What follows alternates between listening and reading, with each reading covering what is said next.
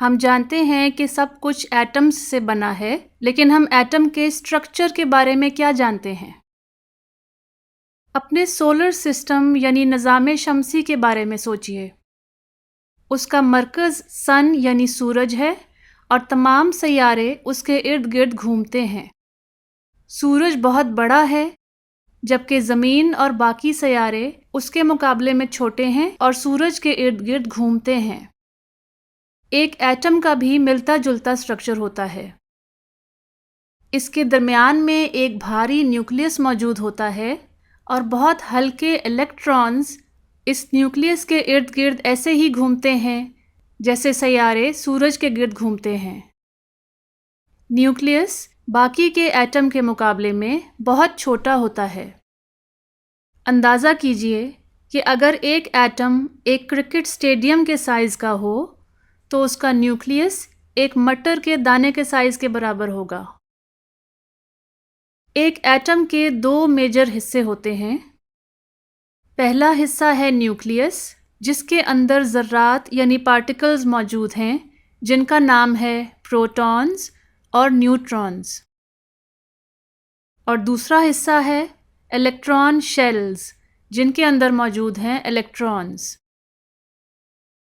Protons, neutrons और electrons को सब एटॉमिक पार्टिकल्स कहा जाता है।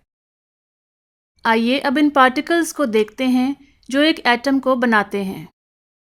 सबसे पहले है प्रोटॉन, जिसको स्मॉल p से रिप्रेजेंट किया जाता है। इस पर एक पॉजिटिव चार्ज मौजूद होता है और इसका मास है 1 atomic mass unit. Atomic mass unit AMU एक कार्बन 12 के एटम के मास का 1/12 हिस्सा है। इसके बाद है न्यूट्रॉन।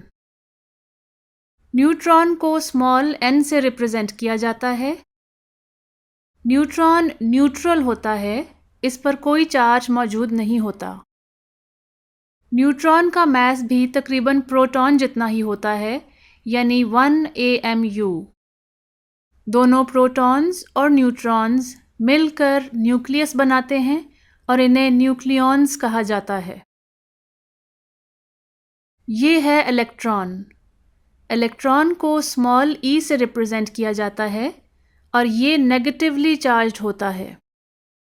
ये अपने इलेक्ट्रॉन शेल या ऑर्बिट में मौजूद होता है और न्यूक्लियस के इर्द गिर्द घूमता है।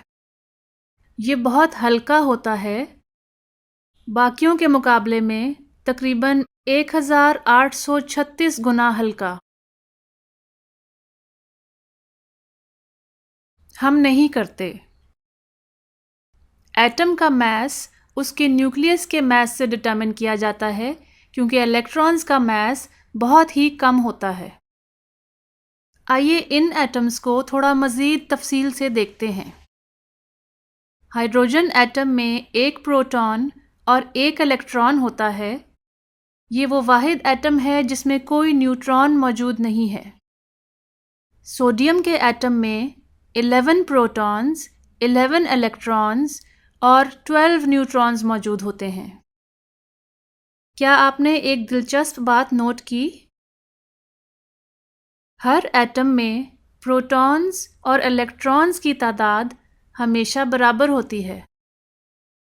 हम जानते हैं कि एटम्स में चार्ज्ड पार्टिकल्स जैसे प्रोटॉन्स और इलेक्ट्रॉन्स पाए जाते हैं, लेकिन ओवरऑल खुद एटम के ऊपर कोई चार्ज नहीं होता, वो न्यूट्रल होता है।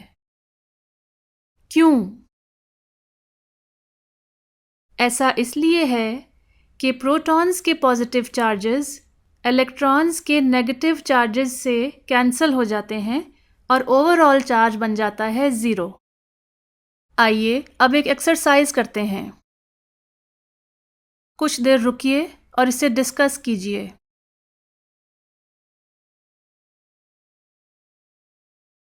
प्रोटॉन न्यूक्लियस में मौजूद होता है और उस पर पॉजिटिव चार्ज होता है। इसमें 21 इलेक्ट्रॉन्स होंगे, क्योंकि एटम्स में प्रोटॉन्स और इलेक्ट्रॉन्स की तादाद बराबर होती है। एटम्स न्यूट्रल इसलिए होते हैं क्योंकि उनमें प्रोटॉन्स और इलेक्ट्रॉन्स की तादाद बराबर होती है। पॉजिटिव और नेगेटिव चार्ज एक दूसरे को कैंसिल कर देते हैं। इस वीडियो में हमने सीखा कि एटम्स सब एटॉमिक पार्टिकल्स से मिलकर बने होते हैं, जिन्हें कहा जाता है प्रोटॉन्स, न्यूट्रॉन्स और इलेक्ट्रॉन्स। न्यूक्लियस पॉजिटिव चार्ज वाले प्रोटॉन्स और बग़ैर चार्ज वाले न्यूट्रॉन्स पर मुश्तमिल होता है। ये दोनों मिलकर एटम का मैस बनाते हैं। इलेक्ट्रॉन्स नेगेटिव चार्ज वाले पार्टिकल्स हैं जो कि न्यूक्लियस के गिर्द घूमते हैं। एटम्स खुद न्यूट्रल होते हैं क्योंकि उनके अंदर प्रोटॉन्स और इलेक्ट्रॉन्स की तादाद बराबर होती है।